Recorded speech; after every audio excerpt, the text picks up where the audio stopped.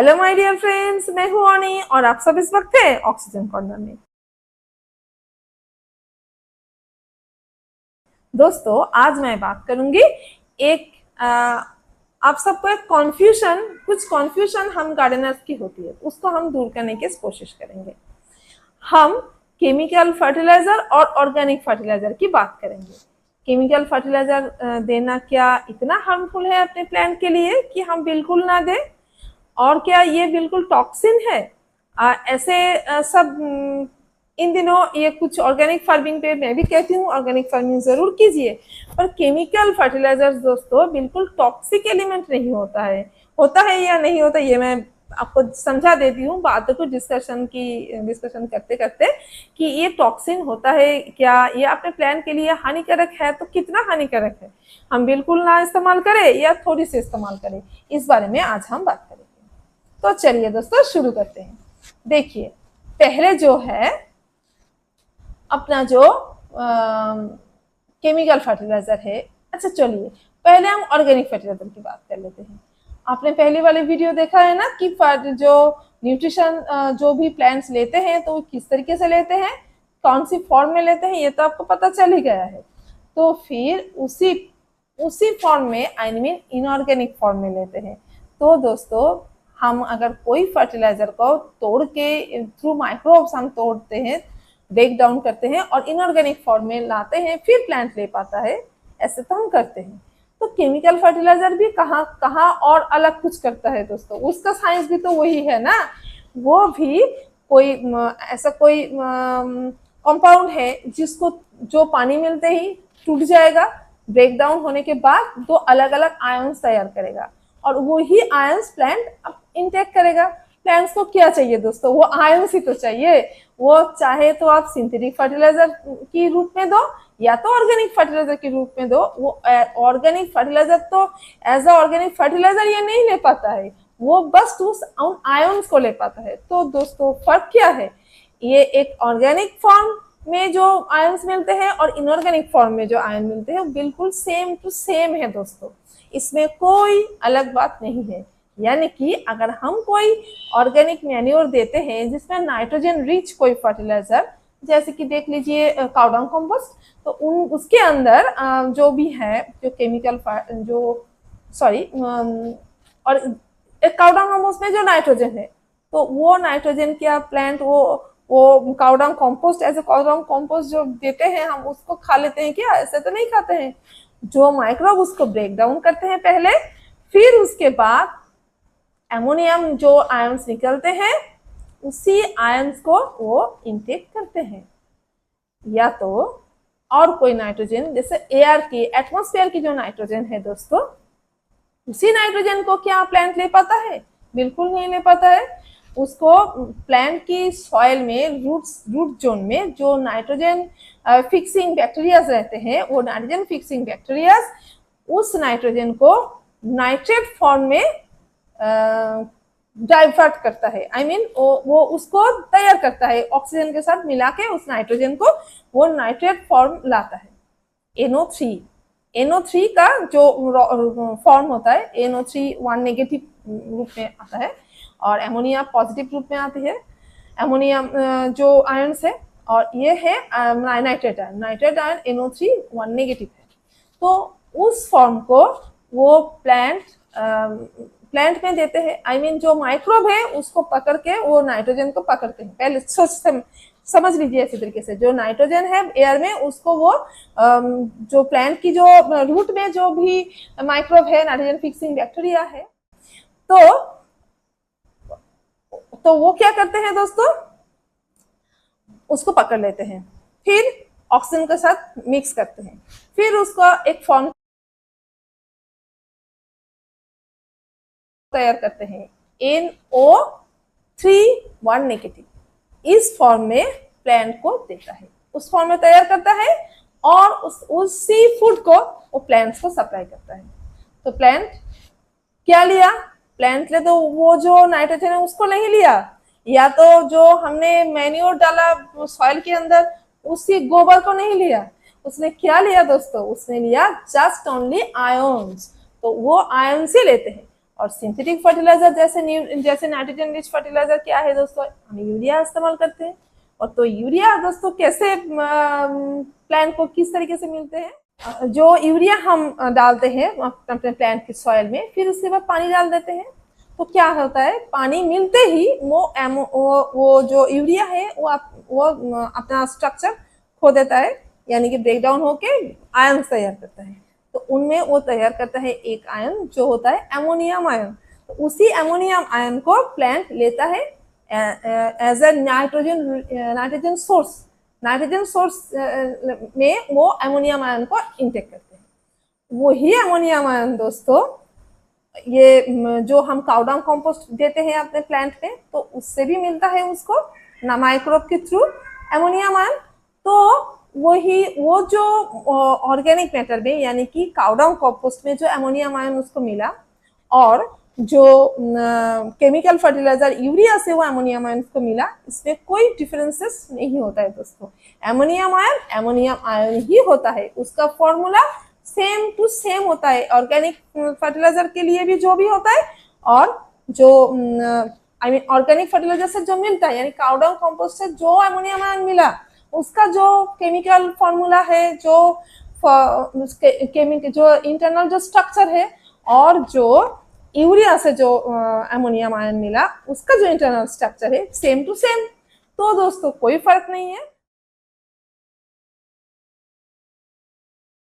तो हम चाहे तो केमिकल दे सकते हैं, चाहे तो हम ऑर्गेनिक दे सकते हैं, पर हम बार बार ऑर्गेनिक क्यों चिल्लाते रहते हैं दोस्तों, ये भी तो सोचना है ना। हाँ, क्यों तो चिल्लाते हैं, क्योंकि केमिकल फर्टिलाइजर अगर आप ज्यादा दिन तक इस्तेमाल करोगे तो एक प्रॉब्लम हो सकती है, सॉइल की पीएच चेंज हो जाएगी, सॉइल का पोरोसिटी चेंज हो जाएगा, सॉइल में ज्यादा दिन तक ये रूखा नहीं रहेगा, बार बार देना पड़ेगा। और जो ऑर्गेनिक है ना वो धीरे धीरे स्लो रिलीज फर्टिलाइजर होता है, तो बहुत दिनों तक इसका काम चलता है, सॉइल का हेल्थ को ठीक करता है। और देखिए, एक केमिकल फर्टिलाइजर जो लैब में तैयार करते हैं वह कॉन्सेंट्रेटेड रूप में होता है। तो कॉन्सेंट्रेटेड रूप में अगर आप थोड़ा सा इधर उधर ज्यादा कम हो गया, हम जो नया गार्डनर है जो ज्यादा एफिशिएंट नहीं है, उनके लिए बहुत मुश्किल होता है उस मात्रा को ठीक करना। आपको बार बार सॉइल चेक करना पड़ेगा, सॉइल टेस्ट करना पड़ेगा कि इसमें कौन सी मटेरियल चाहिए, तो फिर आप उसी न्यूट्रिएंट को लाके दीजिए, तो दोस्तों कोई प्रॉब्लम नहीं आएगी। पर हम इतना तो नहीं करते हैं ना बार बार। तो हमने तो जैसे कि हमने जितना गार्डनिंग किया है, हमने कभी भी दोस्तों सॉइल टेस्ट नहीं किया है। बिल्कुल ये एक मैं बात बोल देती हूँ कि बिल्कुल जेन्युइन बात है कि मैंने कभी भी सॉइल टेस्ट नहीं करवाया है। तो फिर अगर मैं ऑर्गेनिक दूं तो उसका खतरा नहीं है दोस्तों। ज्यादा कम अगर होता है, इसमें ज्यादा फर्टिलाइजर भी डालता है तो कोई नुकसान नहीं होता है सॉइल का हेल्थ या प्लांट का हेल्थ। नहीं, बहुत ज्यादा डालोगे तो प्लांट मर जाएगा, जल सकता है, ऐसे नहीं है, थोड़ा सा इधर उधर तो चलता है दोस्तों। पर सिंथेटिक फर्टिलाइजर में थोड़ा सा इधर उधर भी हो गया ना तो ज्यादा हो जाएगा, क्योंकि कॉन्सेंट्रेटेड रूप में होता है। तो ये ही जरा प्रॉब्लम है। मात्रा को अगर ठीक से दो तो केमिकल में कोई प्रॉब्लम नहीं है। केमिकल या सिंथेटिक कुछ भी बोलो, आजकल तो सिंथेटिक भी बोलते हैं ना उसको। तो सिंथेटिक फर्टिलाइजर हो या केमिकल फर्टिलाइजर हो, दोनों ही एक ही चीज है। तो आप सिंथेटिक दो या तो ऑर्गेनिक दो, कोई भी दो, प्लांट के लिए ठीक है, प्लांट को सब चलेगा। पर आपको तो फिर मात्रा को यानी कि डोजेस को मेंटेन करना पड़ेगा अगर आप केमिकल देते हो तो। ऑर्गेनिक में थोड़ा सा इधर उधर चलेगा, ये एक इसका लाभ है। और दोस्तों सॉइल का हेल्थ, जो माइक्रोब, ऑर्गेनिक में माइक्रोब ज्यादा अच्छा पनप पाता है, तो उसके लिए लाभ है। माइक्रोब अगर ज्यादा रहेंगे तो सॉइल का हेल्थ ठीक रहता है। सॉइल में पोरोसिटी, सॉइल में एयर सर्कुलेशन, सॉइल का जो न्यूट्रिएंट है वो जल्दी पानी मिलने से ड्रेन आउट नहीं होकर नहीं चला जाएगा, लीचिंग नहीं होगा। अगर केमिकल दोगे तो केमिकल फर्टिलाइजर ज्यादा लीचिंग होने की डर होती है। तो फिर इसी डर की तरह तरह की प्रॉब्लम्स यही है। तो फिर इसी वजह से दोस्तों हम केमिकल फर्टिलाइजर ना करके ऑर्गेनिक करते हैं। पर तो दोस्तों ये केमिकल फर्टिलाइजर की फैक्ट्रीज क्या करेंगे दोस्तों, कोई यूं ही तो नहीं है ना, तो उसका भी वजह है। तो हम कैसे इस्तेमाल करें, है ना। सब न्यूट्रिएंट की कोई कमी, अगर कोई प्लांट में क्लोरोसिस हो जाए, कुछ हो जाए, तो क्या आप ऑर्गेनिक डाल के ये पूरा कर पाओगे दोस्तों? बिल्कुल नहीं कर पाओगे। और अगर इमरजेंसी हो तो फिर आपको केमिकल की हेल्प लेनी पड़ेगी। तो मैं कहती हूँ कि आप एक काम करो, ठीक से डोजेस को समझ के अगर इस्तेमाल करो तो कोई खतरा नहीं है, सब फर्टिलाइजर अच्छा है। आप ऑर्गेनिक करो, ऑल टाइम ऑर्गेनिक करो, और सिंथेटिक को क्या करो दोस्तों, फोलिएज में थोड़ा सा स्प्रे कर सकते। फोलिएज में ज्यादा स्प्रे करने से कोई ज्यादा लाभ आपको नहीं मिलेगा, थोड़ा बहुत लाभ मिलता है, असली काम तो होते हैं दोस्तों सॉइल में। अब दोनों को मिला के करो, ऑर्गेनिक मिलाओ, ऑर्गेनिक के साथ थोड़ा सा केमिकल मिक्स करके दे दो तो कोई प्रॉब्लम नहीं आती है। कम अमाउंट में दो, ग्रोइंग सीजन में जस्ट केमिकल का अप्लाई करो, अदर सीजन में मत करना। आप रेनी सीजन में मैं कहती हूँ कि ऑर्गेनिक की जगह आप केमिकल करो, क्योंकि ऑर्गेनिक में थोड़ा सा पानी ज्यादा रुकता है ना, तो प्लांट की पॉटेड प्लांट में थोड़ा सा प्रॉब्लम आता है, तो तभी उसमें आप केमिकल दे सकते हो। जो भी कैक्टस सकुलेंट्स होते हैं उनके लिए केमिकल अच्छा है, खास करके बरसात में ऑल टाइम अच्छा है दोस्तों केमिकल उनके लिए, और बरसात में तो और भी अच्छे हैं। उनको बहुत कम अमाउंट में फर्टिलाइजर जरूरी होता है, तो कोई नुकसान नहीं है, थोड़ा सा डाल दो, just slow release fertilizer, as a slow release fertilizer. दानेदार जो भी मिलते हैं हमें फर्टिलाइजर, उनको सॉइल की एक कोने में दे दो तो चलेगा। तो दोस्तों आप दोनों कर सकते हो, केमिकल ऑर्गेनिक दोनों करना चाहिए, दोनों ही करो। ऑर्गेनिक को ज्यादातर बेस में ऑर्गेनिक रखो, आप ऑर्गेनिक को सॉइल तैयार करते वक्त ऑर्गेनिक दो, उसके साथ थोड़ा सा केमिकल दो, थोड़ा सा अमाउंट में, अमाउंट का ध्यान रखो। और अगर आप कंटिन्यूअसली केमिकल करना चाहते हो तो आपको सॉइल टेस्टिंग करना पड़ेगा। बहुत दिनों तक केमिकल, 5-6 साल तक अगर केमिकल ही करो, कोई ऑर्गेनिक ना दो, तो दोस्तों पीएच में प्रॉब्लम आती है, अदरवाइज नहीं आती है। अगर आप दोनों को मिला के करते हो ना तो कोई प्रॉब्लम नहीं होगी। और केमिकल डालने से माइक्रोब मर जाता है, ये भी बिल्कुल बिल्कुल गलत है। माइक्रोब नहीं मरता है दोस्तों, माइक्रोब जिंदा रहता है, पर थोड़ा सा पीएच लेवल अगर गड़बड़ हो गई ना तो फिर वो माइक्रोब के लिए प्रॉब्लम हो जाती है। तो फिर इसीलिए अमाउंट को कम करो, माइक्रोब क्या दोस्तों, आपका प्लांट ही मर जाएगा अगर ज्यादा केमिकल फर्टिलाइजर डालोगे तो, है ना। तो फिर आपको मात्रा ठीक रखना है। आप जब नए नए गार्डनर हो, अगर आप नया कोई केमिकल फर्टिलाइजर इस्तेमाल कर रहे हो तो फिर जो भी डोजेस उनके पैकेट में होते हैं या तो शॉप में बोलते हैं उससे कम करो, जो भी वीडियोस में दिखाए जाएंगे उससे भी कम दो। आप पहले आप खुद को सेट करो, किसी की बात सुनना नहीं है दोस्तों, सबकी बात सुनो पर अपनी करो। किसी की इंफॉर्मेशन को बिल्कुल जैसा बोल डिटो आपको नकल नहीं करना है ना। हम नकल नहीं करेंगे, अपने लिए खुद से एक तैयार करो। जैसे कि देखो, अगर मैं जो भी आपके लिए वीडियो तैयार करते हैं वो अनुभवी होते हैं। थोड़ा सा दोस्तों जो नया गार्डनर है उनसे तो थोड़ा अनुभवी होते हैं ना, तो उनके लिए ये डर नहीं है, थोड़ा सा प्रॉब्लम होगी तो वो संभाल लेंगे, क्या करना चाहिए उनको पता है। पर अगर आप नए हो तो आपको पता नहीं होगा। मैंने भी पहले बहुत सारे गलतियां कर चुका है, मैं कर चुकी हूँ, और फिर बहुत सारे प्लांट में खराब भी कर चुकी हूँ। तो फिर इसीलिए मैंने अभी क्या सीखा है, मैंने थोड़ा थोड़ा करके मैं बढ़ाती हूँ, 2 ग्राम 3 ग्राम ऐसे देती रहती हूँ।